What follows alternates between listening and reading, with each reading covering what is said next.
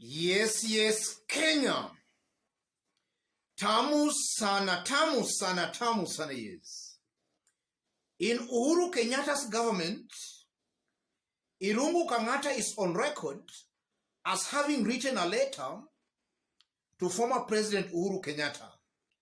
And Irungu Kangata used that letter to campaign, and he won Murang'a gubernatorial seat based on that letter he wrote to Uhuru Kenyatta.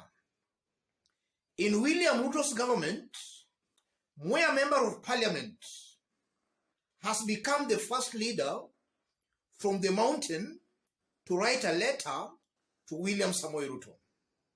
In this video, I want us to have a look at that story to see what it means politically.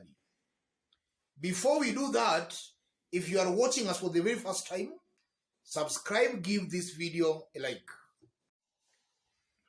Saturday, November 12, 2022, an outspoken member of parliament from the Mt Kenya region has written a letter to President William Ruto accusing him of betrayal. In the letter, where a member of parliament, Mary Maingi, accused the Ruto administration of shortchanging Mt Kenya region when it comes to senior government appointments. The legislator claimed that she forwarded a letter to President William Ruto with a list of people from her constituency who should be considered for appointments in the government, but all of them have been left out. Yes, that's the story. So it's clear this member of parliament has written a letter to President William Ruto accusing him of betrayal. And if you go through that story, the member of parliament is warning William Ruto not to make a similar mistake Uhuru Kenyatta made in his second term. Let's dig deep into this story to see what it means. Yes. This member of parliament is not being honest with herself. If you look at the composition of William Ruto's government, over 55% of William Ruto's government top appointments come from the mountain and Kalenjin Rift Valley. And Kenya is not just about the mountain or about Kalenjin Rift Valley. William Ruto, in his appointment, he has given enough positions to the mountain and to Kalenjin Rift Valley. This member of parliament is not being honest. And if you look at things objectively, she's most likely trying to seek for her own personal gains in William Ruto's government. She had got some vested interests which William Ruto has not fulfilled. So she's just using an excuse of the appointments to target or to hit back at William Samoei Ruto. I believe that if she was honest and sincere, she ought to be pushing and lobbying for developments for her constituents in Mwea constituency. Not trying to look jobs for some senior people, for some people called dynasty. Because for somebody trying to get a job as a PS or a cabinet secretary, that's already a dynasty according to William Ruto's definition. That's a dynasty.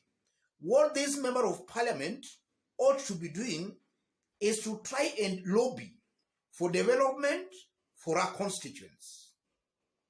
What are the political implications of that letter?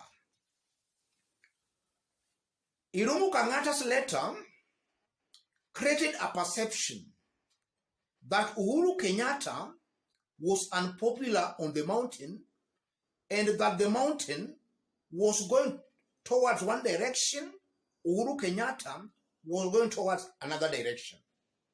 That was the perception created by Irungu Kangata's letter. And Irungu believed that he wrote the letter after doing some research on the ground. And from the way the mountain voted, it might be possible that Irungu Kangata was right. In the case of this member of parliament, if you look at it in the long run, this member of parliament might just be telling Kenyans what to expect in the coming months or years. That's exactly how they will be attacking William Ruto on the mountain. They will be accusing William Ruto of betrayal. And even that let alone is already creating that perception that William Ruto has abandoned the mountain. And he has abandoned the mountain not in terms of top appointments, but in terms of fulfilling his promises to the people. When William Ruto was campaigning, he promised the people that he was going to form a government with them. A government of Mama Mboga Boda Boda. And there are some roads, Mau Mau Road, that when William Ruto was campaigning, he promised the mountain residents that the road was to be completed. So far, we have seen the road being stopped. So far, we have seen residents of the mountain complaining that they don't have jobs, they are jobless, and we have also seen them complaining of hunger. Cost of living has gone up.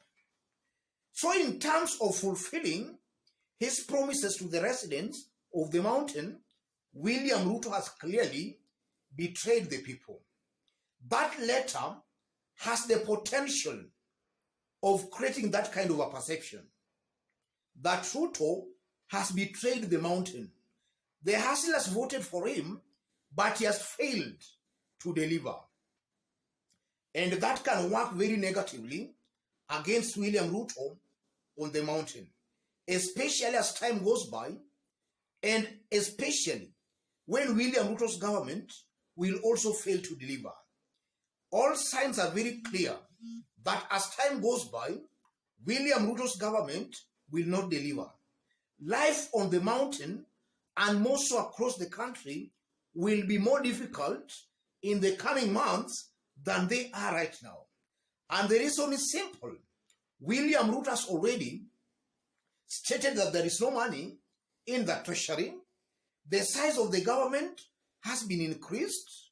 William Ruto's government is trying to look for tax avenues, which means Kenyans will be taxed more in the coming months. So things are going to be more difficult for Kenyans and more so for the mountain residents in the coming months than they are right now.